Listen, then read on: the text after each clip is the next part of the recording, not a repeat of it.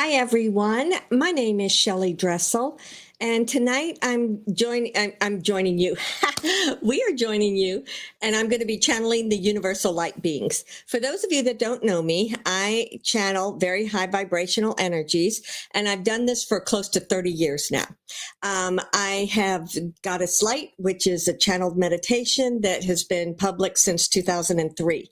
And then around 2016, I began working with the universal light beings. So tonight is channeling the universal light beings, and you can look back at crystallinetransformations.com and you will see all sorts of channels that I've done with them. I went public with the universal beings in about this time, October, something like that, around 2020, 2021, something, I believe it was. So there's a lot of different information that you can find on my website, crystallinetransformations.com. Now then, who are the universal light beings? Albayon comes from Arcturus. Brysentia comes from the Pleiades, and Crystallia comes from the Omniverse. These are just very high vibrational beings, and they're working with all of society, all of humanity, in order to help with this process that we're going through, which is ascension. So what is ascension? It means that the vibration of the earth is rising, and therefore each one of us have to make adjustments in ourselves to be in alignment with that rising vibration. So that includes for the majority of people is learning, what is my soul? What is my God essence? What is my universal aspect? And that is the way that you link into these higher vibrational energies. It's available to every single person, and it's up to the individual how much or how little they decide to do with it. I had a beautiful message from someone on Facebook today, and I was going to read it, but I thought I'm not going to read the whole thing. But basically, she was saying that since 2016, she's been doing exactly what I was just talking about, and how now, even though there's so much that's happening, there's so much anxiety, there's so many people that are worried about what's going to happen on the earth, and she says she just feels complete peace because she knows that we've arrived. She knows that no matter how it plays out in your everyday reality, that it is all going to end up being in the highest and best vibration for everyone. And I have to say, I 100% agree. This is where there are times when I'm just kind of living my life like we all are. And in doing so, I don't get into a lot of the nitty gritty that a lot of people like to talk about. But occasionally something will draw me in. I'll listen to a podcast, or I'll listen to something that might start out very interesting and think, oh yeah, that's good food for thought. Yeah, I like that. I appreciate that. But then sometimes before you know it, you're like, I'm feeling, boy, I don't think that's going to happen. Oh boy, they're really getting negative here. Oh boy, they're talking about violence and stuff. And I'm like, no. So it's up to each one of us to listen to our intuition, to discern what is truth, what is not truth. And it's basically just, this is where we are in this life. I know 100%. I mean, nobody can tell me, and I would believe you that this is not going to happen, because not only has it already happened, we're now beginning that next phase, which is living in the higher, lighter frequency. So then, anyway, just thank you so much for this person for writing it out and speaking it so clearly. I really appreciate it. Plus, it is also what I believe myself. Now then, that kind of, and I'm sure the ULBs will talk about it, but one of the things to consider in everything that you're doing, are you feeling yourself getting pulled down, or are you feeling yourself uplifted? And one of the questions that someone asked you here says there's so many different people that are spiritual, people that are in the know, are saying so many opposite things, like about the 3I-Atlas and about other things that are happening. So, that's when it comes down to your own discernment. And the truth is the truth is the truth, period. However, whatever way that you link into things, whatever way that you interpret it, whatever way that you are bringing it into your own reality, that's where you can listen to your own discernment to say, doesn't matter if 10 people are saying that, I still disagree, which is what I personally do all the time. Or it can be, okay, 5 or 6 people are saying this. Maybe there's some truth to that. Maybe I should consider that and see if maybe it's going to bring more into, whatever my personal perception is. So, it's important. This is a part of the ascension, is listening to your divinity, listening to your intuition, and making these choices for yourself. We as humanity, for so long, were all dumbed down and told what to think and what to believe. So that's why it's essential now that as you are awakening, as you are moving forward, that you listen to your own intuition, that you listen to, that which keeps you in a high light vibration. Okay, I'll get off my bandwagon right there. Let me just say a quick hello. Lots of people jumping in here. Thank you so very much for joining me. Truly, truly, I appreciate it. Ontario, Atlanta, someone saying they love the ULBs. Thank you. I do too. Thanks for channeling. You're welcome. Oh, and speaking of that, thanks for being flexible with me. It's so funny. I had something that came up that's happening tomorrow, and I thought, well, do I skip that and stay with the ULBs, or no, wait a second, I'll just change the ULBs. So I'm thrilled that so many of you can be here. I know that it gets a little bit wonky sometimes, but even if you can't be live, then at least you can always look at the recording. You can always listen to it later. Okay, so I am just going to jump in here tonight, and there is so much happening, so much happening. I know that we have people from all around the world, and I love all that, but I also know that I live in the U.S., and a lot of people here in the U.S., and we're going through quite the interesting experience, are we not? So I kind of have a feeling that Albayon's going to begin tonight, because there's so much that he, in his part of everything that is coming up today. So thank you, everyone. Mexico, good to see you. Florida, I love it. Okay, Daytona Beach. All right, so as you know, I have my papers that I printed off. It was so funny when I looked at about, 1 o'clock, something like that. I said, I have 2 questions. So I posted on Facebook and Telegram, and then suddenly, the questions were flooding in. So I think I wrote down most of them, and I think hopefully we'll be able to get some good answers for you tonight. If not, oh, by the way, don't forget to check out the ULB minis. I call it a ULB mini because Payandor, how's that for a name? Is on the 3I-Atlas. And so I connected to him, and he gave me a bunch of messages, and very, very interesting energy. I loved it. It felt just like the ULBs. It just felt very expansive and huge. And, and it was like I could see through his eyes, and I could see so much that was going on. And it was just really, really exciting. So we're here. We're really in this wonderful, exciting time. Okay.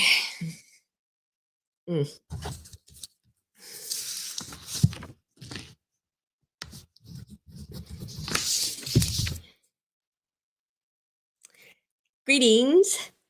It is I, Albayon. I come to you at this time to speak about these many, many, many changes that are going on the earth.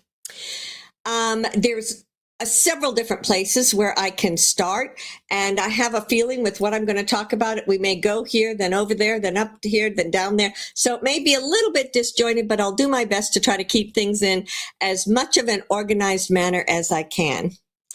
The first thing that I want to speak about are the changes that are manifesting on the earth plane. Now, I cannot speak to that without speaking about the 3I-Atlas. I'm just going to call it the Atlas. Everyone knows it's the 3I-Atlas, but I'm just going to call it the Atlas. So with the Atlas getting closer and closer into the earth plane, it is really beginning to rev up and amplify the energies of things that are happening on Earth. That being said, things were already being amplified by the way the astrology is set up, by the way the energy of this high vibrational frequency. This high vibration is here. It's not going anywhere. And you're at that point. There was a lot of leeway for so very long where you might have some low vibrations and high vibrations, but there was enough energy that everybody could still be the same way they are. One way of thinking about this is as this energy gets less and less of that low vibrational frequency, yes, indeed, the high vibration is much more expansive, but the ability to have multiple different vibrations in the same area is getting smaller and smaller. So that's why so many people are really feeling pressured right now. So many people feel as if they've just things that might have been bugging them a little bit are becoming amplified. Things that people were considering or talking about at one point or another in their life, they're now having to get to a place that they, sorry, Shelly has to lower the AC. It's now getting to a place that they can no longer ignore it. So then what happens? Well, now they're being pushed to think about things they don't want to think about. Now they're being pushed to consider some of these ideals that they've had all their life, and they don't want to think about that. So that creates anger. So this is one of the reasons why you see so much anger in the different places in the planet. But another thing that's happening is all of those, what do you call them? The Islamics, the extremists, they're all really, really ramping up their part in this, which is to push people to recognize, I'm not going to go along with that. I'm not going to accept that our police can be corrupted. I'm not going to accept that we're going to let someone that is so radicalized is going to have any control and manipulation over, be it myself, my children, my family, my city, whatsoever that may be. And that's why everything is getting to the crisis point right now. And that's why it's forcing, there are many different ways it can play out, but this is the way that it is playing out to force people to make a choice. And for those that choose that I'm going to stay in negativity, I'm going to stay in control and manipulation, well, it's going to get even harder and harder and harder for them. And therefore, there, with the death last month of Charlie Kirk, that just blew open the heart center for millions and millions of people because he was just your average person, you know, the perception. He's just your average person. He wasn't someone that had gone to school. He wasn't someone that had been in politics. He wasn't someone that had done all these other things. Yes, he had a little bit of politics. Yes, he had a little bit. Anyway, the point being is that when that happened, everything that he represented, everything that he stood for just blew up and expanded, and it trickled down into billions and billions of people. It was something that was felt worldwide. And so that there needed to be a catalyst of some sort. Now, there's a number of people that have started saying, no, we don't think I agree. I don't think that the assassination took place in the way that it was shown to you on your social media, but I don't feel like Charlie is still on the earth plane. I do feel that he was assassinated, and I do feel like he is back in what you call heaven, and he is with Jesus, and he is with the other people working from there. But did it happen in the way that it was shown? No, that's not my perception. So maybe that's why people were talking about the death before the death occurred. You know, there's so many different things about that. And one could also say it came down like that as another means of pushing you to pay attention and to question, well, why did they say this if this happened over here? And then to look at things and use your own discernment. So I'm just saying that there have been multiple things that have taken place in the past month that is taking everything to that critical point. And then, speaking of the United States, the government, quote unquote, shut down. So this is the way they are now taking out those that were what you could call fake funding, the funding that went to these other random places around the world, and that funding never went there. That's the way that they were laundering money that went back into many, many people's pockets. And so with the government shut down in the way that it is, they're get rid of that one, check, get rid of that one, check, get rid of this one. And so it's about getting to the place where, the question that comes about that goes right along with that, there were two questions that were on here. What about the Insurrection Act, and when are we going back to the constitutional law? So let me get quiet about that and look and see what I can come up with, because I do feel that you have to get, at one point or another, it does feel as if the military have to step in. Now, the military has been in charge for a very, very long time. It's just that nobody knew about it. And it feels like this shutdown and the way it continues to trickle on and trickle on and trickle on is not only showing all of the people that live in the United States exactly who these people are, but it is also creating a situation where the military will step in, and the citizens are going to understand why, instead of just having a totally regular time, everything's working the way it normally should, and then someone saying, okay, we're going to bring in the military. No one's going to go along with that. So this is why I say everything needed to come step by step by step. And that opening of the heart center also broke down a lot of the old rigid paradigms that had been in place. So you see how that opened up to what's happening now. Now then, I do feel, it does feel like it could be as quickly as this week. It does feel as if like, let me just state for the record, and okay, I'll talk about that later. Let me just state for the record that these people that really are, that have that line drawn, that are refusing to give up their special interest groups, those are the ones that are receiving the kickbacks. Those are the ones that are receiving the laundered money. And that's why they are fighting tooth and nail to keep to keep alive what they've been doing. So this is why it has gotten to the place where it is, and all of that is going to come out. It's been spoken of already on many, many of the forums, but it's going to become common knowledge.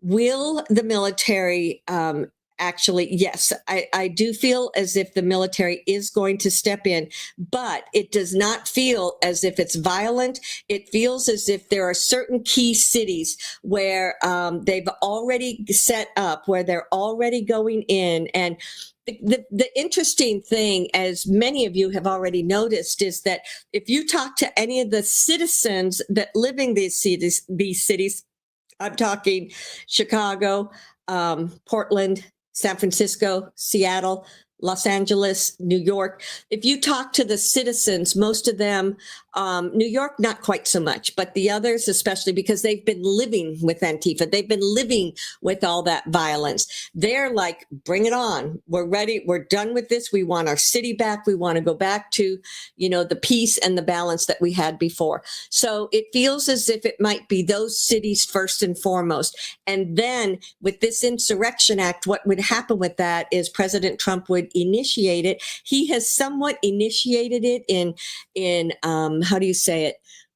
Like testing the waters, saying if this doesn't happen, for example, if they don't support ICE, then the Insurrection Act can be initiated. So he's been putting out various scenarios and telling people. And once if that were to ever become official, then it's something that would be broadcasted to everyone. And it's something that those people would have the ability to say, fine, we're going. Because if they don't, then there's no flexibility for them anymore. That's the last step in how it could go. Right now, you're kind of at that negotiating phase, but it's very, very, very closely getting to that last step. Because when you look back in, what was it, 2020? 2020. time, space, reality is different for me. But when you look back to 2020 and they kept lying about the violence, the people that lived in these cities knew the violence that was going on and the horribleness that was going on. But they kept saying, oh, no, it's a summer of love. Oh, no, that's not going on. Just those flat out lies. And it's not going to fly this time. They're not going to get away with it again. The people in these cities, it's a very tiny minority that is the ones that want the violence and the ones that want to take over the cities and the ones that want to continue the control and manipulation. All of the rest majority, they want peace and balance. Some of these a little bit less than others, but anyway, there's still certain people that feel like, well, you have to go through the violence to get to the peace, whereas they're not really recognizing that you don't have to go through violence to get to peace, because when does violence ever bring about peace? So it's about that strength. It's about showing that strength. It's about expressing this is it. That's what's going to bring it down. Okay. So is what was it called again? Constitutional law. Is that in effect? No, it's not in effect now. They have taken apart, and they're taking apart the last bit of the central government. They're taking apart the last bit of the people that have been controlling and manipulating things. And so once that is all done, then they'll go back to the constitutional laws. They have this laid out step by step by step by step. There is no guesswork. There is no random, oh, let's try this. It's all exactly planned out down to the minute. When they do this, we'll do this. When they do that, we'll do that. And so I would say to you, have the utmost confidence that this is the final phase and that this is something that will lead to the final peace on earth. So whatever the United States does is going to filter out to the other countries around the planet. Every other country, like if you look at France, if you look at England, if you look at Germany, if you look at China, Korea, if you look at these different places, they have been going through something similar. And it is all playing out that final phase is about to be instituted. And once that happens, then you're going to begin to say, well, shoot, what do we do now? What's going to happen next? Because the consciousness of humanity has been so entombed, you could say, in a consciousness of lack, a consciousness of struggle, a consciousness of not having a voice. So to change all of that is going to take time. And this is where each one of you can have an immense impact on not only the people around you, but on working with not only your own consciousness, but working with the collective consciousness of the earth so that that all goes much more freely. Okay, so that was my first thing I wanted to talk about because I know it's on everybody's mind, and it is frightening. I agree, because this is something that is a pretty big deal, and it's something that has not happened before. And those people that are there at the end of their reign of terror, if you want to call it that, they're screaming and hollering as loud as they can because they don't want to come down. When you have people that are corrupted, they don't want to give that up. So be aware that they're going to use everything to try to use using propaganda to try to make you think that there's a lot to be afraid of, and there's a lot that you need to not listen to or participate in. So the truth is love wins. Love is here. The high vibration is here. So let that be the overwhelming energy that you focus upon, understanding that all of these things I just talked about are playing out underneath. So be aware of it and understand what is happening, but don't become obsessed and don't give it a lot of energy, and absolutely don't give it any fear.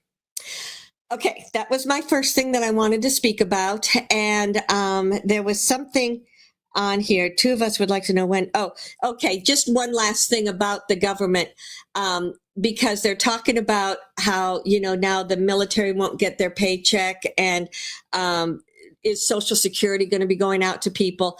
And so they have enough money in the reserves, and they have enough money that they're still going to pay the essential people. One of the reasons that they're talking about the furloughs that they're talking about letting people go versus just a temporary furlough is because this is another way that they're getting rid of these departments that they're no longer going to need. And this is how they're getting rid of and shrinking how the government's been paying for things that it does not need to be paying for. So that was one piece of that puzzle.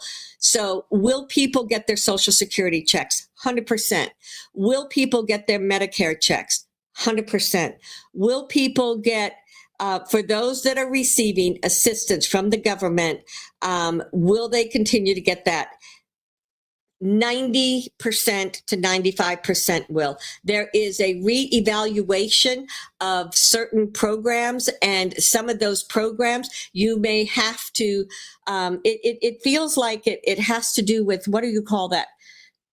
It's not food stamps. They're not taking away food immediately, but it feels like their guidelines for who qualified for certain things are being reevaluated. So there may be certain guidelines that, yes, you're going to still get it this month, but you have to reapply, you have to re-show, you have to, because there's so many people that have been abusing the system, and this is the way they're going to weed out a lot of those people. So that's another thing that I feel about that. Okay, now then, there was another question on here about the Atlas. Let me see. Actually, there were two questions about the Atlas. And so I'm just going to go ahead. Let's see here, 26, 24.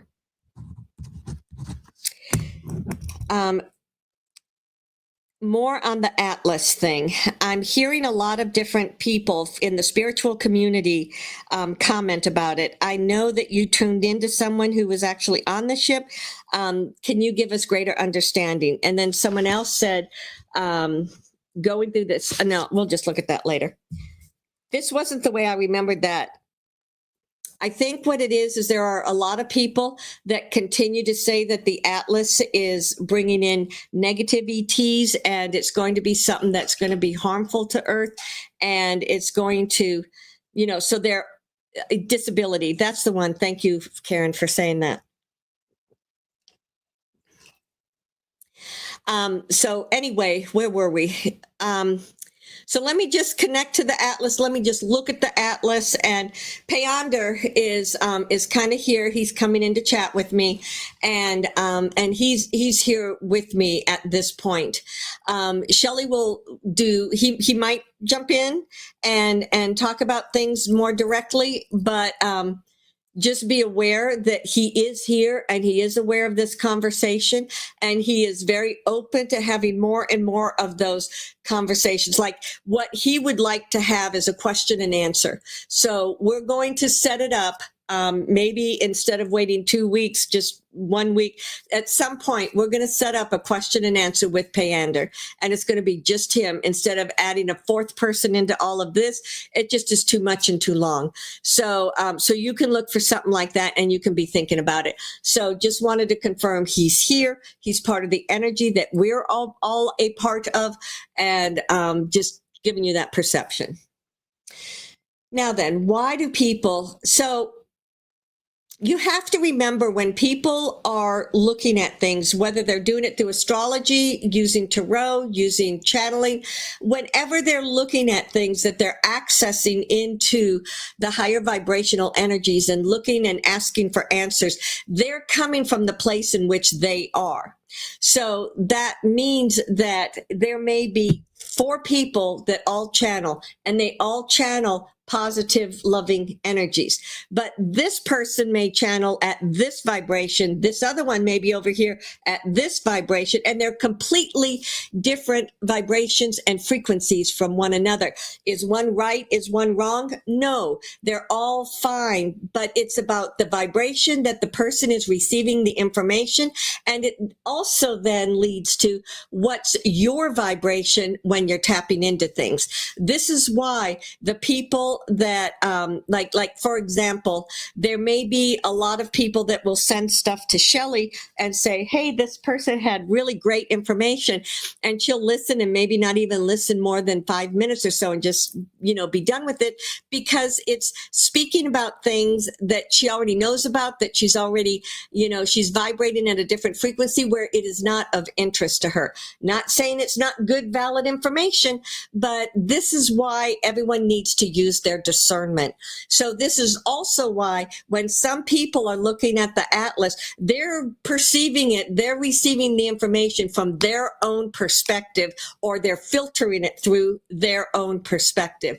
And it may be that maybe they're actually based in some fear. Maybe there's still leftover energy about fear of universal beings and them coming in. I can't really speak to other people, but I will speak to the fact that I know that with the divergence in vibration and frequency, the perception of what you receive can be different. And this is what I believe is happening right here. Okay, so the next thing that I wanted to share, just in kind of talking about that, is the Atlas is coming in to create change on the earth. So going back to what I just got done talking about, these things that have come up, the way in which you've been nudged to make choices, the things where, your faults, your frustrations, your angers are really in your face now. Well, that is not only being nudged by the Atlas, but it's also being nudged by the way the planets are lining up in your universe. That's also being nudged by the rise in the frequency that's happening, that's coming up from within Gaia, and it's also in the collective consciousness of the frequency. So when you have a lot of fear and anger and anxiety to be cleared out, then the interpretation from many people is that, oh my gosh, if these are ETs coming in, they've got to be bad. So therefore, the perception, and they may not get something as blunt as that, but that may be underlying and influencing the way that they're perceiving information or what they're looking at. So I cannot say it enough, but the 3I-Atlas is here for the ascension process. It is here to anchor energies, not only in the earth plane, but in the galaxy that is around the earth. It is here to amplify the fifth dimensional and higher vibrational energies. And in doing so, it will also, because there will be so much intensity, because there will be so much of that high vibration, it is going to keep pushing and pushing and pushing against that lower vibrational energy. So one of the thoughts that's going through people's heads that I can hear is, well, is that going to make people transition because they just can't face their issues or their ascension? And yes, that is what can happen.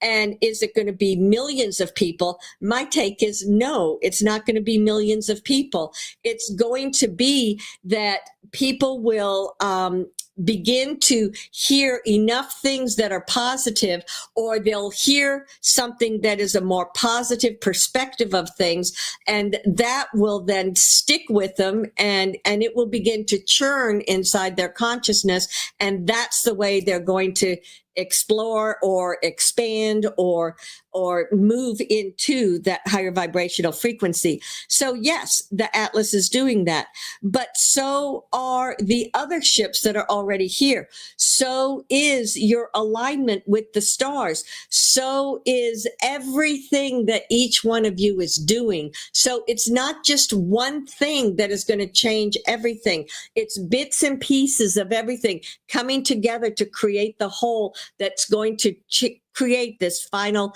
transition into the higher vibrational energies. Whew, boy, that was a lot in that. So that's why, and so if you hear other people talking about the Atlas, and if what they say resonates with you, then okay, that's fine. So this is about using your own discernment and deciding, yes, I agree with that. No, I don't agree with that. And where do I live, or where is my own perception in all of this? It is truly a very, very exciting time. You know, I don't know if this is on here, but okay. But there was someone that I remember that Shelly was talking about. That Shelly was talking about a lot of people, you know, these people that are talking about different things with the aliens coming in, and the non-terrestrials, as I like to call them. There's many different names. As these guys are coming in, there is a concern that is going to activate and cause any remaining negative ETs to come up from inside the earth, because, you know, they're the ones that lived in the tunnels. They're the ones that wanted to be subterranean. And so the question this person had is, are they still there, or are they truly gone? And the answer is the vast majority are gone. Less than 3%, less than 2% of what number were there at one point. These that are there are very, very, very few, and they're not going to be coming up. Now, if they come to the surface, they're not going to like it. They're not going to be able to survive in it. So they may try to find ways to continue to live in the tunnels a little bit longer.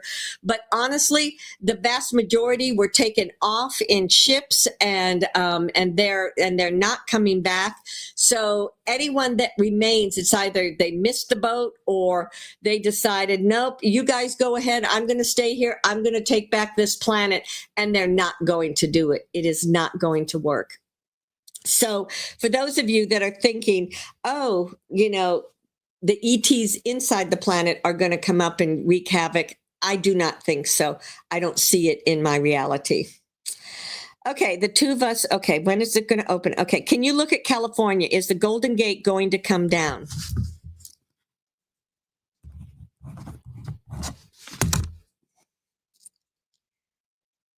Okay, so San Francisco and LA, you know, it feels like they've already made a lot of the changes in LA when they had those riots and the fires and the problems back in the summertime, and the riots around ICE at that time. It feels like at that time they started making a big transition. So LA is actually looking somewhat stable to us, because it feels as if they've already found. I'm not saying there's not still fighting going on, because I can just hear people that live there say, oh no, it's still pretty bad.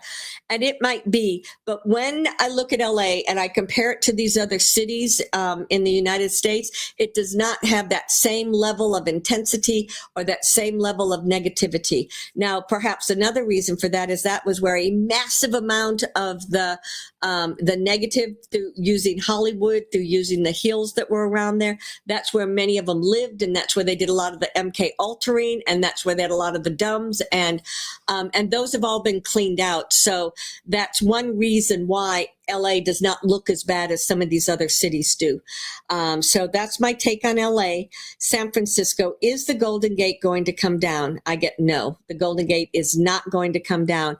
It feels like there are some people that want to hijack it. It feels like there's some people that want to put some bombs on it. And what we're seeing is this is known to those that the white hats, as you call it, and they're perusing the bridge, and they have people that are guarding it, and they have like bomb detectors that go out, you know, that go and check it very, very regularly, as in multiple times during the day, if not once an hour or something like that. So, my take is that the Golden Gate Bridge is not going to come down. Who is it? Newsom. You know, they have this fake guy that's there. He was taken out a long time ago, several years ago, and they've still been going through the motions and showing everybody what it is like to have this type of what do you call it? to have this type of leadership that is using the federal money to pay for like the sanctuary cities, as they call it.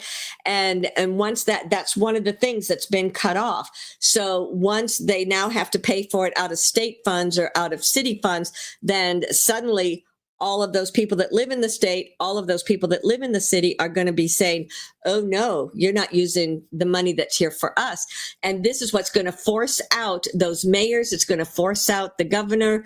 And it feels as if there's an election coming up for them sometime in the not so distant future. And of course, the question is it going to be honest? And if it's honest, well, good point. Someone just said, if it had been honest the last two times, Newsom would never have been put in there. So he did not get duly elected. He was placed there because he was a puppet. But California is undergoing, there's this, when I look at it, there's like this massive upswell of not patriotism, but humanitarianism, if that's a word. People that are looking out for other people, people that are there to support one another. So it's a way of living in a way that's supporting one another, not being suspicious of each other, not tearing each other down. But that's what I see in California, just as I see it in multiple other states around the United States. So yes, they are getting there. Yes, and they will, and it will be the most beautiful place once again. I'm not sure how long it's going to take, but it feels like once they get rid of these last people that, that are sitting there trying to save their ways of getting their money laundering, once they get out of there, everything else is just going to crumble very, very, very quickly. Okay, let's see.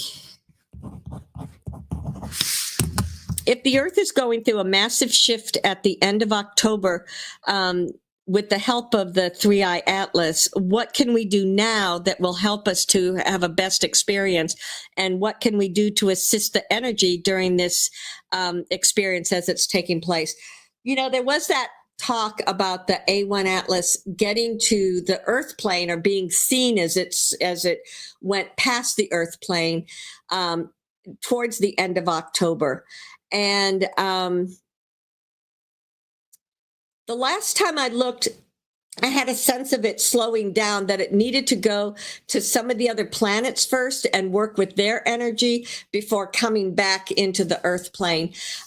So if it's coming in October, it would be way towards the end of it, like the 25th to 30th, or it's coming the first part of November. When I look at even November 10th, it feels like people are going to know. And so as people know about it, then, there's still so many people that think, well, is it going to show up? And then suddenly there's all these ETs that are on the Earth. I don't think it's going to be like that. I think that people will start seeing it. I mean, they're already seeing it now with their telescopes. And as people start talking about it, and then as they start showing the images of it, that's when it will become a lot more common knowledge for people that, oh, look, there's a ship coming through the universe. And that will prepare people that there's a ship coming through the universe. And it feels like there will be emissaries that set foot on planet Earth and that talk to people, and that it will be simultaneous all around the planet in multiple places all at the same time. And, time, space, reality shifts. So it's not like, with the time change, when it was 6 o'clock here, it's 6 o'clock here, it's going to all be in a very coordinated manner. And the way in which that I see it happening, of course, this is 100% open to change, is that all of the transmissions that are going to be coming from the ship, the closer that it gets, is going to be that of love and peace and balance and opening up. So therefore, when it gets here and it gets that much closer, the people that, like they were asking, what can we do? Well, the more that you spend your vibration in looking at the world through the eyes of love, in looking at the interactions between you and other people, as the eyes of love. That's going to make you in a much more balanced alignment with those that are coming in on the Atlas. So, so that's the one thing that people need to do is be in the love vibration, look at the world around you and communicate and support one another through the eyes of love. Excuse me. Okay. So great question. And, you know, it's going to be here before you know it. This is, it is like almost 2/3 of the way here. It's about to work with the sun, work with the energy of the sun. And, you know, on the one hand, the energy of the sun is another way that it receives power, but also that's what's shifting the trajectory so that it can work with other parts of the galaxy. And then it's going to come over here. And you're going to, your understanding of the galaxy, of the sun, the moon, all of that stuff is going to transition. Not all of it at the same time in October, November, but 6 months from now, you're going to be hearing things are different, are going to be different. So I just heard a question that someone asked, is the Atlas just going to be like cruising past as fast as it can go? Or is it going to slow down? Is it going to hover? How long is it going to stay in this space? It's going to stay in this space for at least a month. And by stay in this space, I mean, it's going to be orbiting around the planet and for at least a month. And it may be longer. It may be shorter. It all depends on how well the humanity does with and not integrating the vibrational energies. That is why you have to go through all of this crap that you're worldwide going through right now, all the fear, all the pain, all the suffering, so that you're not in the midst of that when this comes in, because it's going to amplify whatever you're feeling. So get through this, have a clear intention. Let's get through this. Let's be done with this so that we can have a much greater understanding and we can be in a place that we feel better when this arrives. In fact, that's one reason why it slowed down, was giving a few extra weeks or so before it arrived here. There's some question it may not even arrive until sometime in November. And that's to give more time for the earth plane to let go of all that fear and anxiety, to let go these issues. Okay. Can you look at Norway and Scandinavia for me? Okay.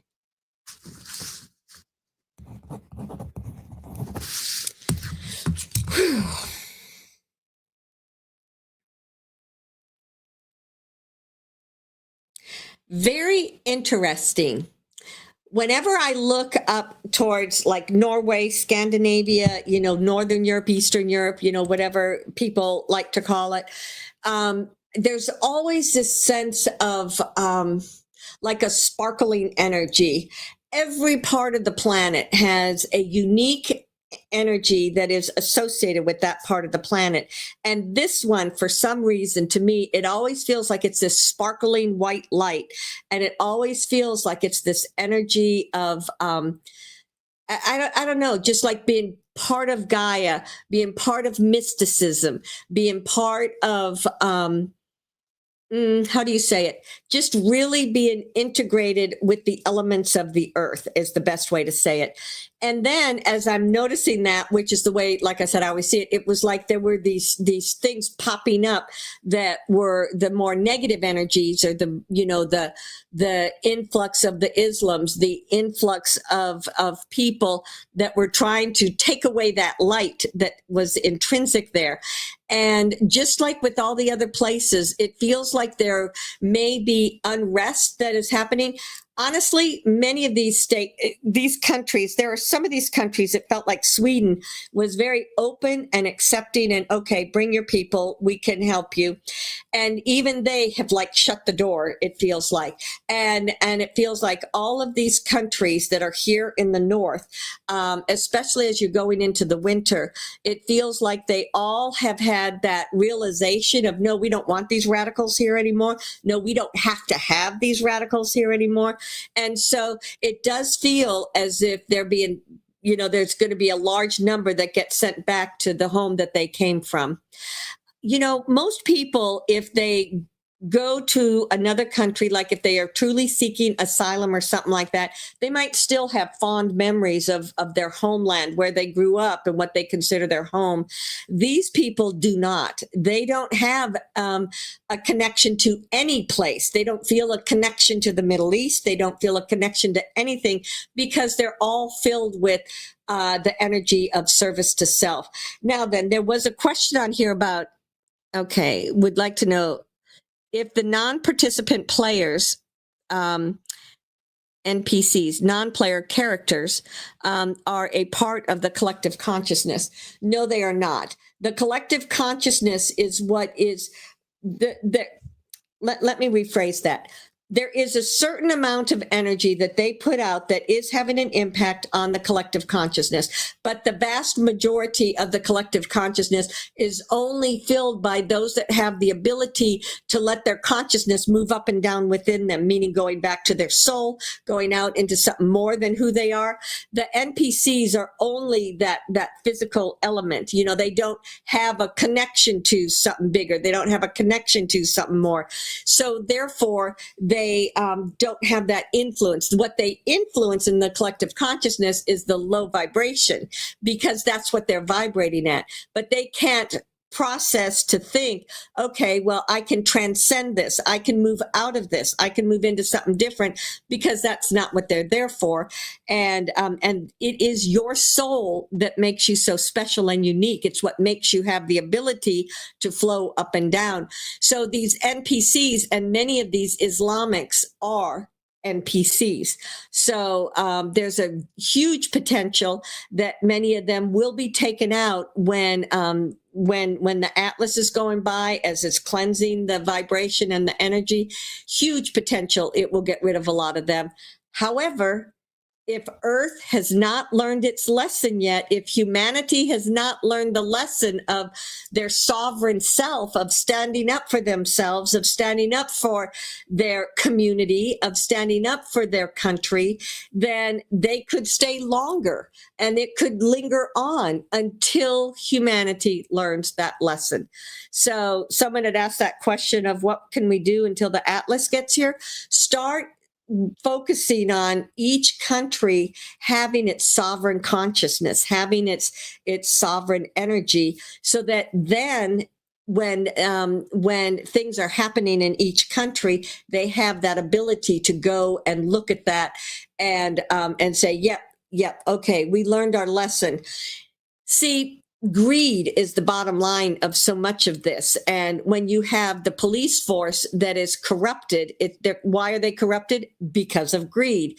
And so when they find out that, okay, you're not going to get paid, you're not going to get what you've been greedy about, that's not going to happen anymore, then those people will move out more easily. There are some people that are in positions, such as the police force, that are NPCs, because it's been infiltrated into many different levels, and they're working together with one another. So it is horrific. There is no doubt about it. Nobody with any sort of a conscience or a soul or a heart likes what's going on.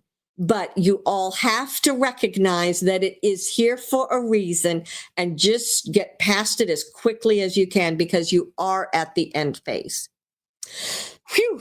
Okay, so I think that answers those questions for me, but I thank you as always for being here, for being a part of this, and I look forward to the next time I'll communicate on Saluia.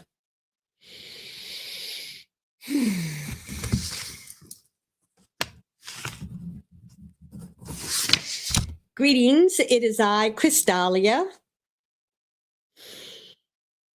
I'm coming second because when Shelly organized the question, somehow my name ended up in the middle. And rather than shifting things around, she said, okay, we'll go to the next one.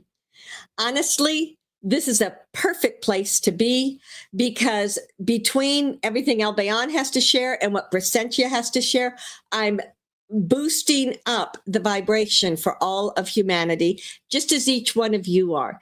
This is what I'm here for. I'm so excited.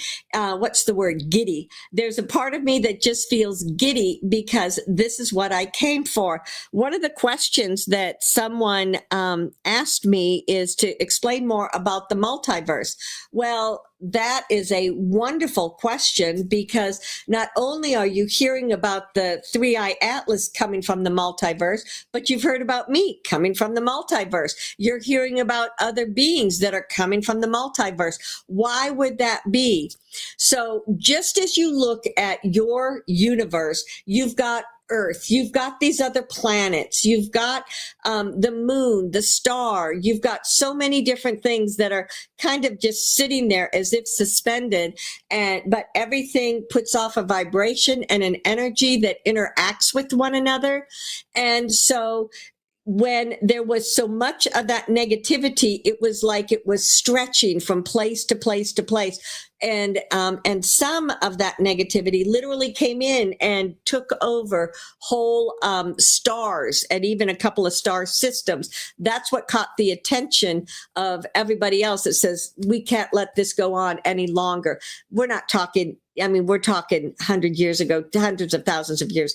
No, thousands of years ago, not hundreds of thousands. Time is hard for me sometimes.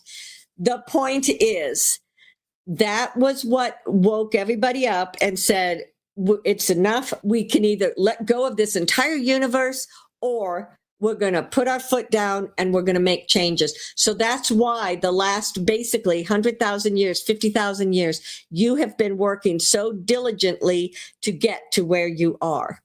Now then, if you go and look out at the multiverse, one way of looking at it, of course, it's not this simple plane, but the central spiritual sun is not your sun, but it is the center of everything. And that's where God resides, or your souls. And it is something where people can go in and out of it. Any of you could go in and out of it, although your vibration is not such that you could go all the way in. But if you think about it as this energy that's just moving and growing and processing, and it stretches and it constricts, and as it's moving around, it's a way of experiencing itself as energy. But this itself is filled with all the souls of all the people that are in these multiple, I mean, we're talking an infinite number of souls that are stretching and expanding and moving, and in all in a place of perfect balance and perfect harmony. So then some of these people, millions and billions actually, might start saying, this is great. I love this. But is there anything more challenging? And that's what led to the personal growth that led to developing universes. Well, it started with planets. We're talking trillions of years ago, if you were to look at this in a linear way. But that was the beginning of the formation of planets. And then the planets grouped together as a universe. And then as each universe grew, there were galaxies within the universe. And these are multidimensional. And there were some that were super, super, super high frequency. And there were some that, due to the experiences that those people wanted, was a much lower vibration. So when you think about the omniverse or the multiverse, or the, whatever word you want to use for it, it's that place where you have the ability to really experience the central spiritual sun, and the recognition or the realization that there are many, many, many different universes that are out there where you can go to have the experiences that you may want to have as your soul. And now this is something that's coming at a soul growth that's way outside of what your human can tap into. But as you let your human consciousness go into your soul essence and start asking these questions, then you will begin to get some answers, and you will begin to understand what your soul has been working towards, and what your soul is hoping to receive out of this. So it's kind of interesting when you stop to think about it, with the billions of people that live on this planet, that there is that much of a vibrational alignment that everyone's here to say, hey, we're going to experience the ascension on a massive level. We're first go through control, manipulation, all sorts of absolutely horrific nastiness, so that we can then use that as the foundation of this is what's bad, and then really appreciate this is what's good. I do not excuse in any way, shape, or form, or for even a nanosecond, things that were done to people and were perhaps done to you. I'm not saying that. I'm saying from that detached soul experience, all of this is but giving each of you the opportunity and that thread that connects everybody that's on the earth plane together. So that's how it works, kind of hand in hand with everything. But that's a great idea, because the multiverse is it is something that not anytime within even the next 50 years will you kind of have ships that go in and out of the multiverse. But the time will come when there will be port stations, just as you have your airports that go from one city to another. You will have ports that take you from one planet to another. And some of them may actually take you out into the into the multiverse. But usually for something like that, yes, you have portals that you can go through, but it's very hard on your physical body. And people that would go on those trips would not come back, because it would be so time, the time-space reality it would be very hard. I don't see it that you're going to be going that far and then coming back like in a round trip anytime soon. Okay, but that's the other thing that you want to think about when you're considering all these different universes, is that everything finds its natural or its intrinsic balance. And that intrinsic balance is the reflection of the vibration and frequency put off by the beings that are living on that planet. So just as your intrinsic vibration was that of a low vibration because of all the control and manipulation, now your planet is that of a much higher frequency. And therefore, that's why we said it had to be the entire planet, galaxy. It had to be the entire universe, or just one planet by itself would not be able to maintain. It would be pulled back down. So this is why this has been something that's been very specifically experienced and planned out, so as to have the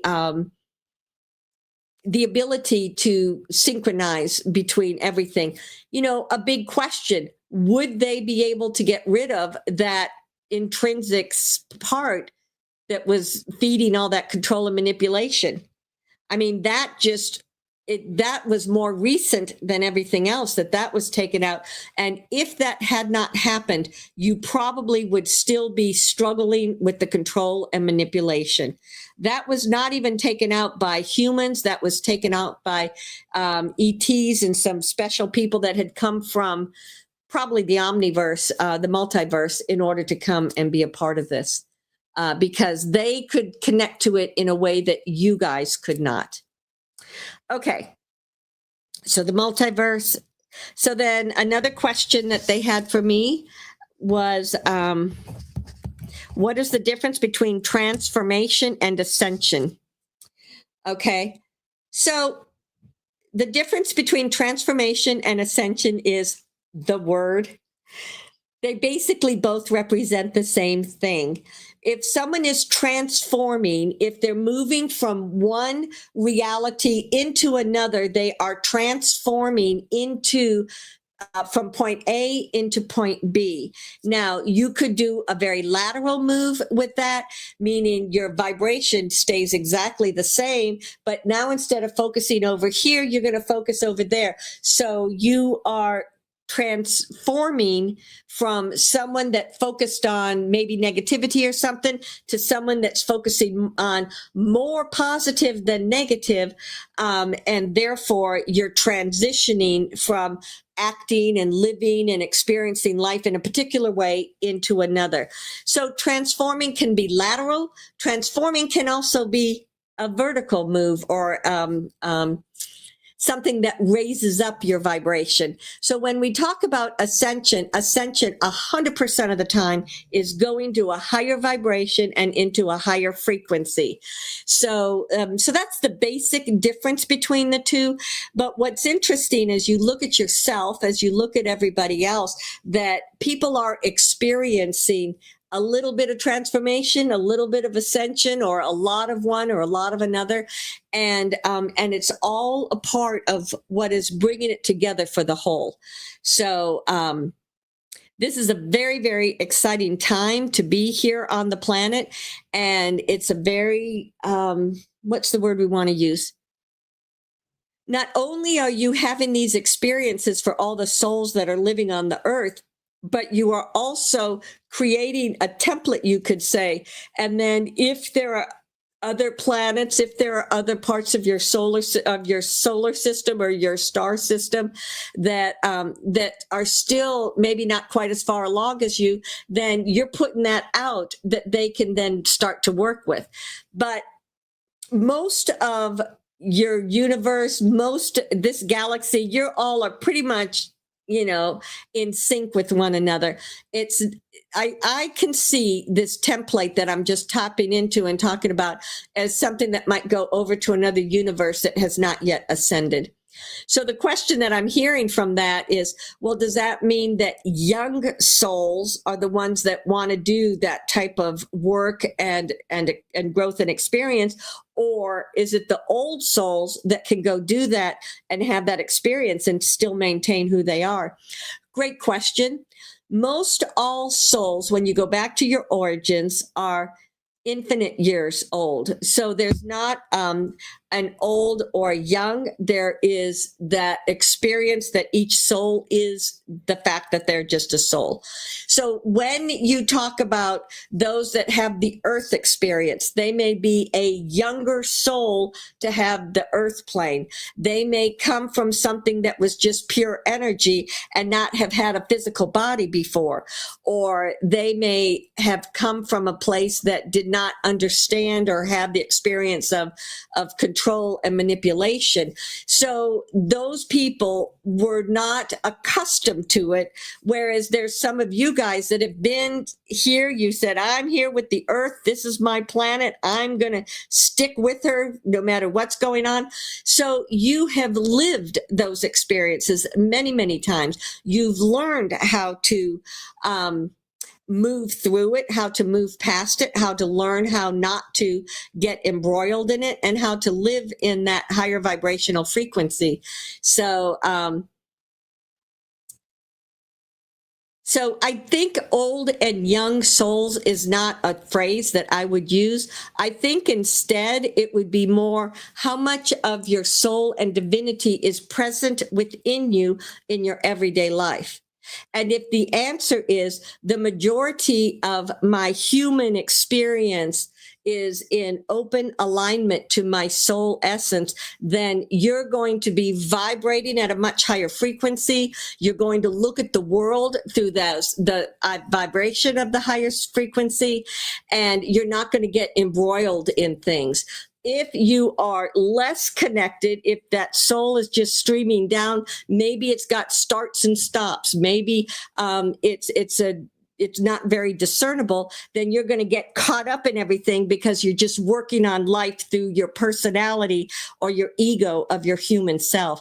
So this is where your soul coming in is what brings in that highlight vibrational frequency, because your soul is what goes straight back into not the soul that you connect with, the part of your soul you connect with.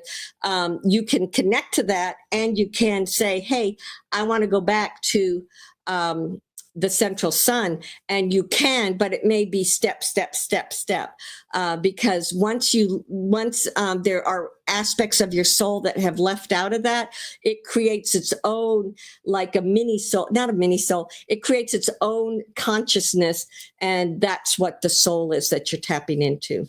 I feel like I've just kind of mangled that, but hopefully it makes sense to you guys.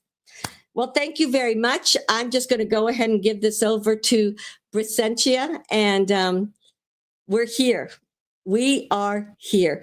Focus on love.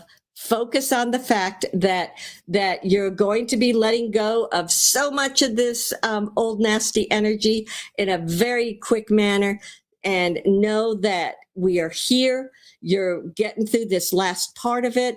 It's very hard. I don't say it's not, but remember to focus on what is coming. Focus on the love. Focus on the much greater potential. Beloved, thank you as always. Ansaluia.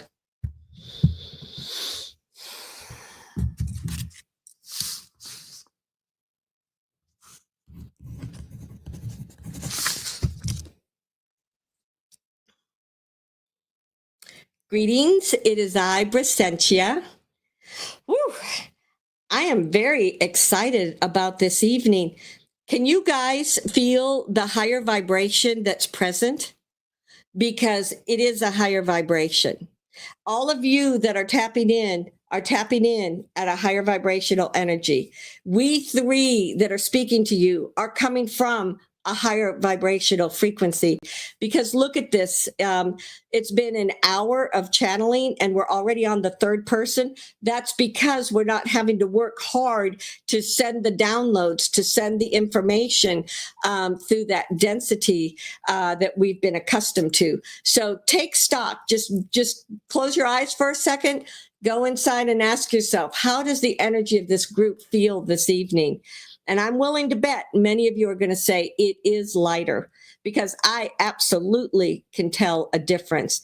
And that's why we can speak more quickly. That's why the energy feels so good. And the question I just heard you, is this because the Atlas is we are not going to give over everything as a response to the Atlas. I mean, you might want to do that because that's what humanity is accustomed to, but this is you accepting the realization that you guys have done the work. You've been working so diligently. And this is also about the fact that that bigger group that were the normies, as you called them, that were as yet awakened, they had this huge opening of their heart center in September. And so that is still a part of this also. So it is a very, very pivotal time, and it's already here. It's already happening. So super, super exciting. Okay, what did I want to speak about today? One of the things that Payander had said is that, and at some point, we're not quite sure, like when he was talking about certain things, when they said, okay, is the Atlas going to get here before the end of October? Well, that's only 3 weeks. That's not very long in your time. And when you're looking at it from that massive non-linear perspective, okay, sure, that's a good time to throw out there. My personal take on it is it's not going to get here sometime in October. It's going to be a little longer than that, because the Earth still has so many things that need to take place, that need to happen before it can really be here and work with the energies of the Earth. The other thing that I wanted to share is that he mentioned in that mini channel that Shelly did is that they have on board the original 12 species that created the human DNA. That is true, and that is not true. They have people representing the original 12 species, and but some of them have been very changed in the way that they have gone down through the years. You guys have been very changed in the way that you have gone down through the years. So it's not that we're bringing back all of the consciousness and all of the beings that were exactly as they were prior to Lemuria. It's more so that a representative this is showing you how we worked together in the past and how we're going to be working together in the near future. Now, he was also saying, okay, yeah, we'll bring them out. We'll talk to them. Some of them are not available. They're not yet at the frequency that they can communicate directly with the Earth people. So they're not going to be able to communicate immediately, but they will be here. So what I see happening more likely is that that there may be like a roundtable discussion, so to speak, and that we might be here because we can stream their energy and acclimate them, and maybe there'd be one or two that were. I mean, but we've already got 4 of them here: Arcturus, Pleiadian. My mind just went blank. Andromedan. That's 3 of them right there. And then when you look at those that were part of Lyra, when you look at those that were part of Alpha Centauri, these are different energies that have already been working with the Earth plane. And so they already have an alignment. And so at least, half of them you can communicate with directly. But there are some that came from that original, the central sun, and came with that pure God essence that is a part of you. And that doesn't have a form, or that doesn't have a particular, that aspect is more a reflection and is expresses through itself as a reflection. So it's a very, very, very exciting time. And as always, I believe you need to focus on that which you seek to manifest, because more than ever in these vibrations where you find yourself right now, it doesn't take much to get you off. Let me rephrase that. When you are solidly within your higher vibrational frequency, you can dip down and come back up and dip down, and it's not a big deal.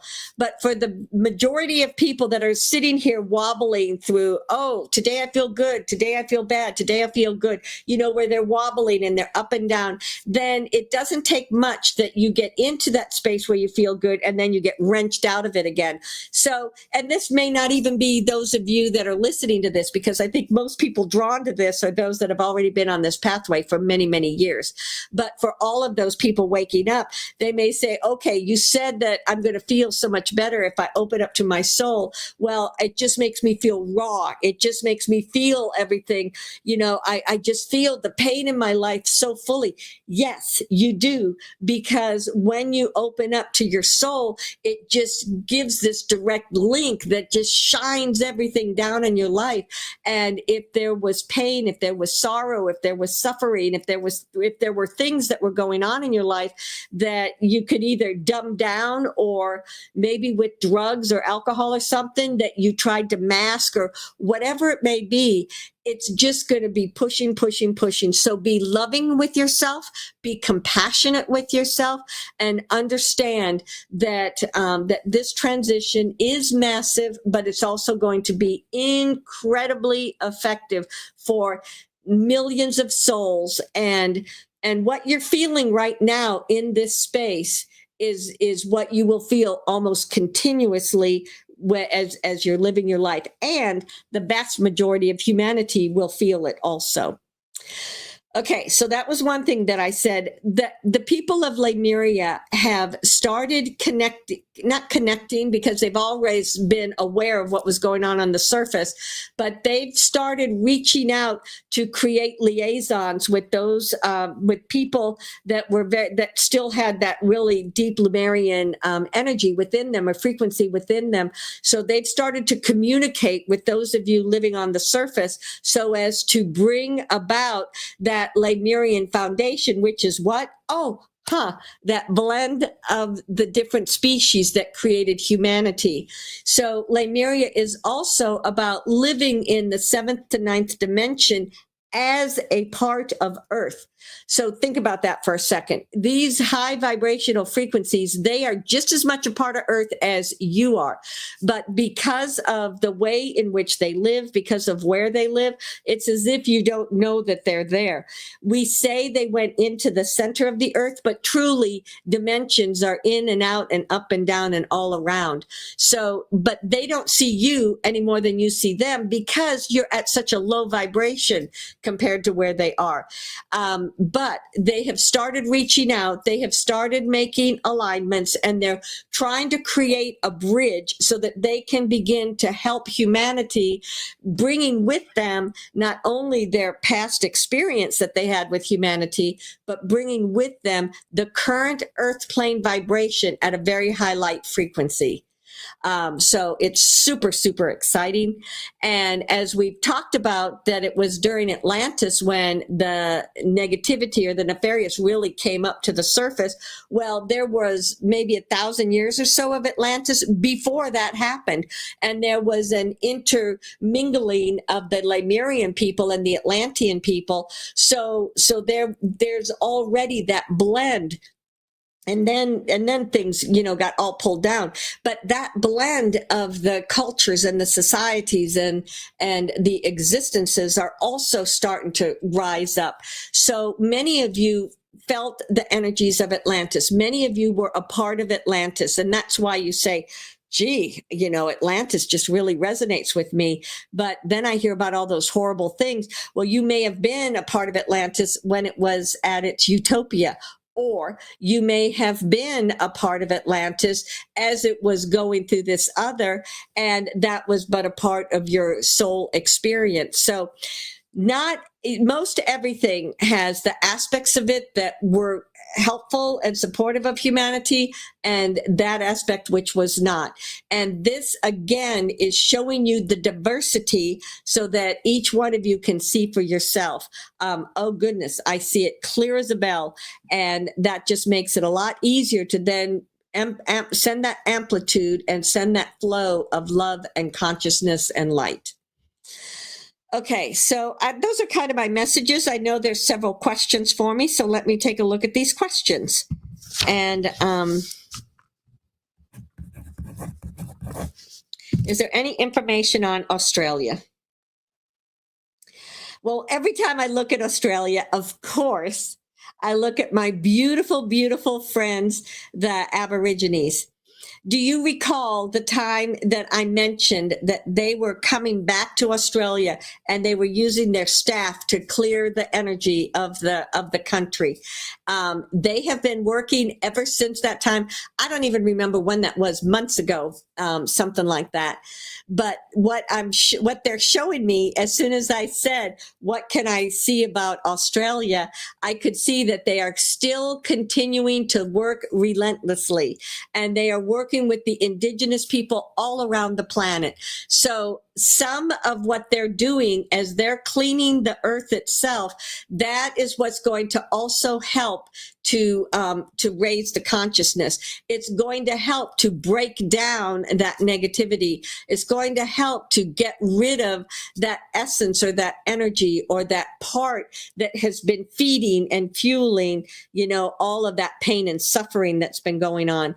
So, what I noticed about the high vibration, it could be in part due to the actions that they have been taking. So excellent work that they are doing.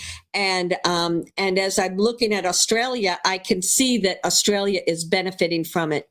Australia is really divided right now. There are not a lot of people that are aware of the ascension process. There aren't a lot of people that are talking about it. But if you look underneath the surface, massive numbers of people are looking to find something loving and peaceful and balanced within their life. So I believe that there was such a heavy overlay on Australia. And I believe that it was controlled and manipulated for so long. And I believe that that was where many of the nefarious ones had planned to go when they planned to go down underground. So that's one reason that Australia has been struggling for so long to find itself. And even though when you look at it, your initial perception is, oh, they've got years to go because they're still in a terrible place. They're really not. That upswell that I see coming from all the Aborigines, that's coming from all of the people that just love the land and they love that, the energy and the frequency of theirs, it is rising. So what's that doing? It's bringing up discord that may be in the family. It's bringing up discord that may be in specific individuals. It's really, really, really making it very challenging for people. So be aware of that. You know, be loving and compassionate. It's hard because when you're in the midst of that, all you can think about is, oh my God, I gotta survive, or I've got to get my point across, or I'm trying to help them to understand, you know, whatever it is. But no matter what situation you find yourself in, if you're being drawn down and drawn into that, then disconnect, take a step back, and just send love and light. Not for any particular outcome, just send love and light. I see that Australia is going to just have this huge opening. It's almost like it is already cracked open. And that's why I see this energy that's lifting up and coming out from it. So, when these other things that are happening in other parts of the world, when all of that comes down, that's going to be another impetus to help show people that, that what they've been doing is not in their best interest, and that their government has not had their best interest at heart. So it may seem on the surface like nothing's changed, but a lot has changed. And so tap into the natives, tap into that energy that is rising, and help it to rise and get to the best place possible. Whew. And I too send my energy and love into that. Whew. Okay. Let's see. Is there anything that we can do to help our memory?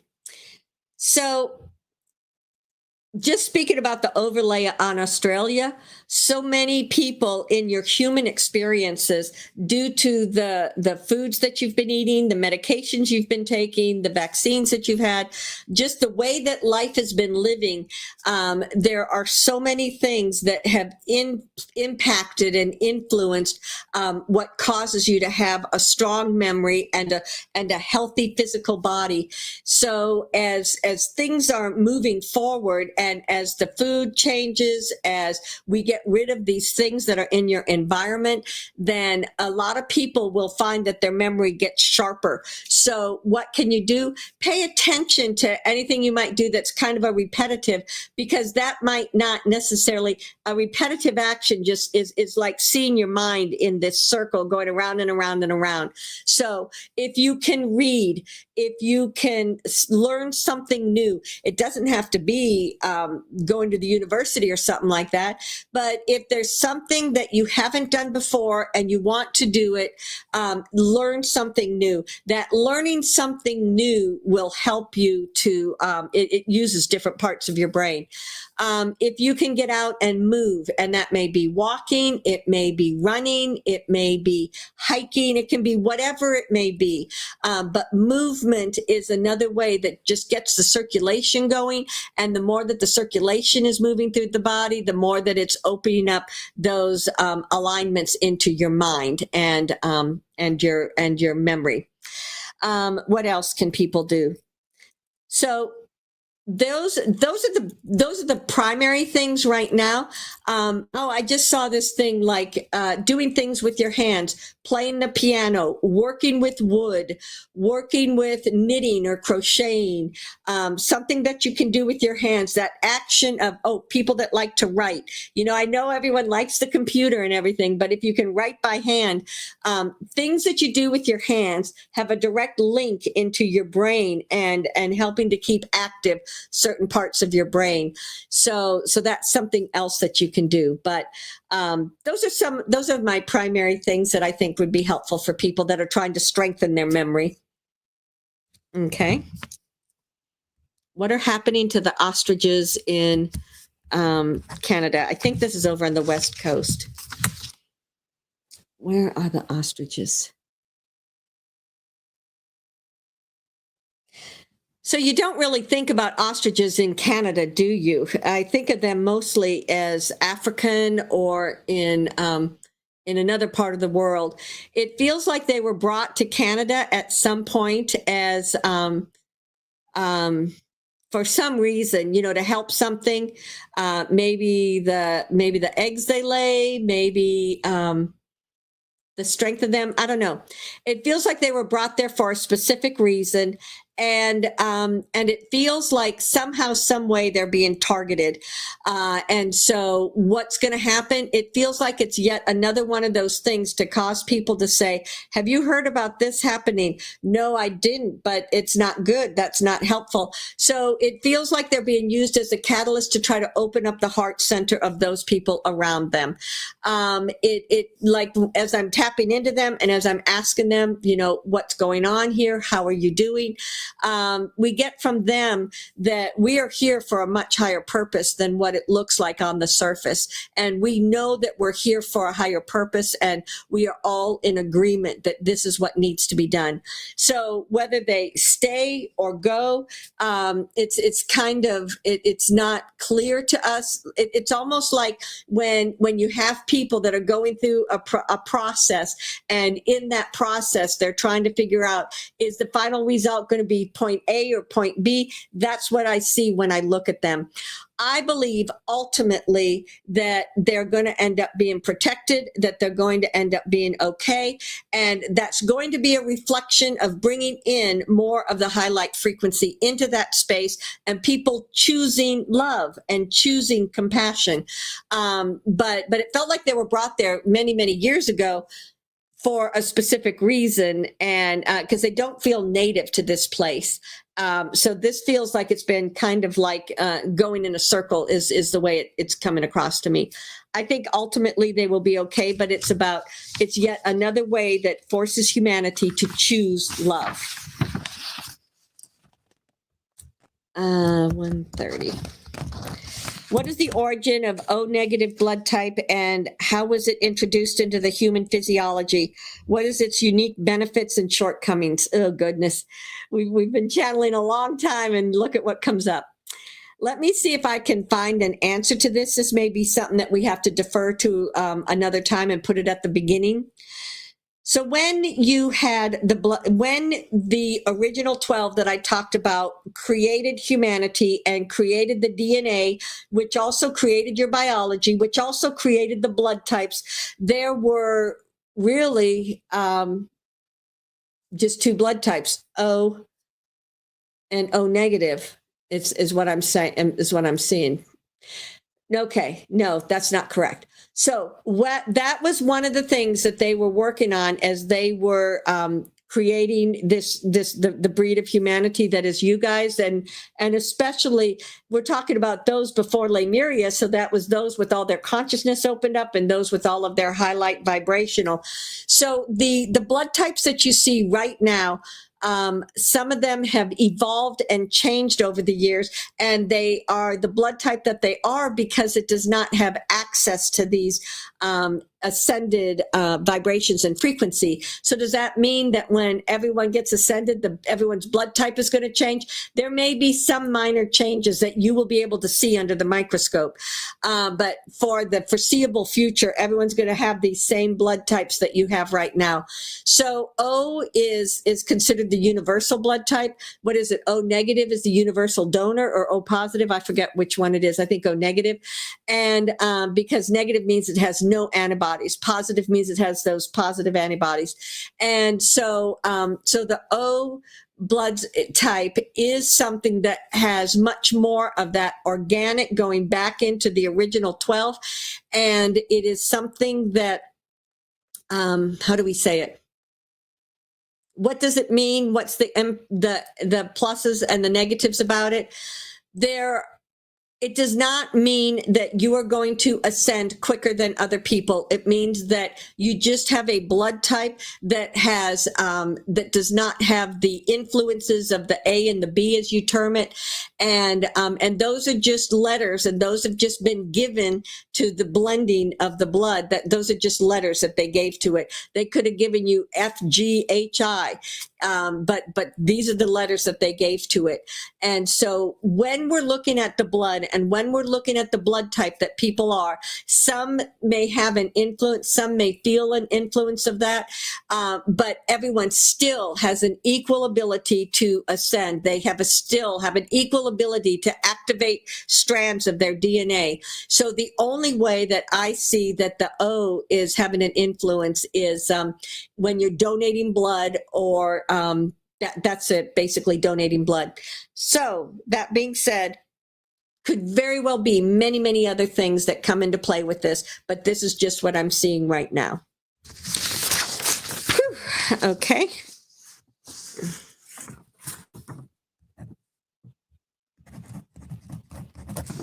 I'd like to know if eating meat is affecting our vibrational frequency, and if so, is it bad? And why are so many people healing from so many diseases if they're eating meat? When it comes to your diet and when it comes to food, it's about your relationship with it.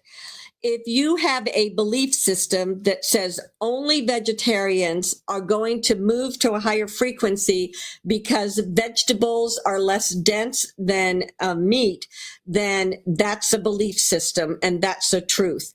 I don't see it as a truth. I see that people ascend through their consciousness, and as they're listening to their bodies, as they're listening to their impulses, as they're listening to what they're being drawn to do, whatever food they're being drawn to eat, some may cause them to feel sick, some may cause them to feel better.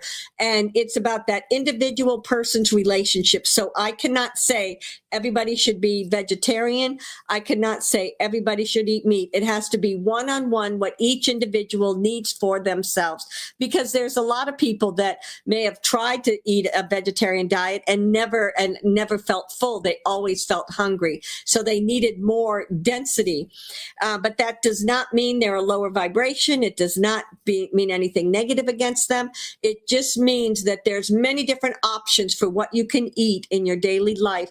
And so listen to what you yourself want, and listen to what feels good to you, and let that help you decide what's the best thing to eat and what is not.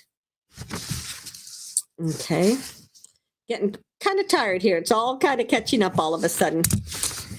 Is there any advice that you can give us to get more into our heart space? And then I have been grounding for about a year now and have found hugging trees is more efficient and effective than walking barefoot in the grass. And I can feel downloads when I'm hugging a tree. And okay, so those two kind of, I felt like they were going to be connected to one another. Your heart space expands when you're in a place of love. So whatever you can do in your everyday life that allows you to be in a place of love is going to expand your heart center. Now, that doesn't mean being kumbaya all the time. That means, how are you reacting to situations around you? With anger, frustration, vindictiveness, or are you reacting with love and compassion? So that is one way that would expand your heart center, even though you may have turmoil and things that are going on in your life. When you choose to have a certain amount of each day, it can be minutes, or it can be half an hour, it can be whatever length of time you choose, but where you go into a meditation or you go into a quiet space and you bring down that vibration and essence of your own divinity, that's what's helping you to be in the highest vibrational frequency that is available to you. And in doing that, it's helping your heart center to open, because your heart center is the way that you're expressing whatever it is that may be going on in your life. So then this question about the trees, this person says, okay, it works for me to do the trees. Again, same as with these other things, whatever works for you is what you need to do. There is no right or wrong. But the key that we always speak about wanting to ground is the way that you're taking that energy from your soul through meditation or whatever it may be.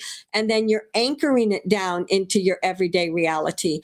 And when you do that, then that's expressing outward from you. Then that's expressing in the way that you look at the world, that you look at things, that's what keeps you from getting caught up in the social media that may be pulling you down.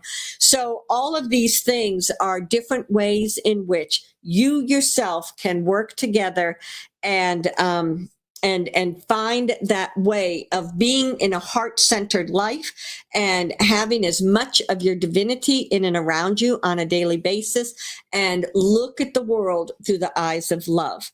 And then whatever works for you to ground it, good for you. One that Shelly frequently used when she would go different places and do channeling for a group, as she would leave, sometimes she envisioned, like as she's driving her car, that the wheels all the way up almost to the chassis of the car were grounded into the earth. So obviously she's driving right along on top of the earth, but she's grounding the whole entire car as a means of grounding her own energy as she was driving along. So there's as many creative ways that you can have of grounding. That's what works for you. Okay. And then last thing is, can you use telepathy before you practice readings and mediumships? Absolutely. Anyone can use telepathy at any time. It's the working with your energy. It's working with channeling. It's working with, the tarot. It's working with any of these different means that you like to work with that help you to open up your consciousness. Any of that is what helps you to bring in the ability to use telepathic communication. Using your discernment is a form of telepathy. Using your, when you get downloads and energy that are coming into you, that's telepathy. You think of it as between you and another individual, but it all starts within you in that alignment from your soul and into you. That's your spiritual expansion. And that's what this is all about. The spirituality is about knowing the ways in which you're living your everyday life and experiencing your everyday life through the ability to bring in more and more and more of your divinity. Whew. So that's a great way to bring this to a close. So you are all just amazing. I'm so very excited about where we are. This month is going to be, September ended up being pretty rocky for a lot of people. And this month has the potential to be rocky also.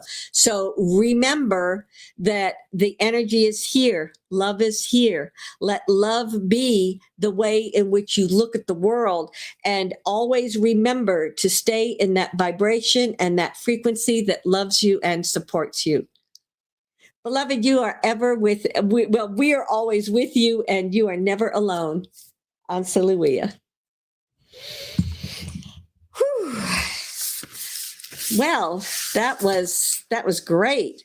It's so funny because immediately afterwards, and when I do channels, a lot of times I don't remember what just said. I remember bits and pieces of it moving through. But did any of you stop and notice the energy? Like when Brysentia mentioned it at about 10 after or something like that. And I realized, yes, the energy is really fluid tonight, and it did really move.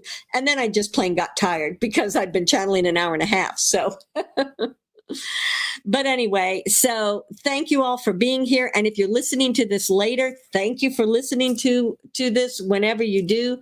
But welcome to the community. You can find my email and everything, or crystallinetransformations.com. But be sure to follow any of those things that you're interested in, and I'll see you next time. Thank you for being here. Bye-bye.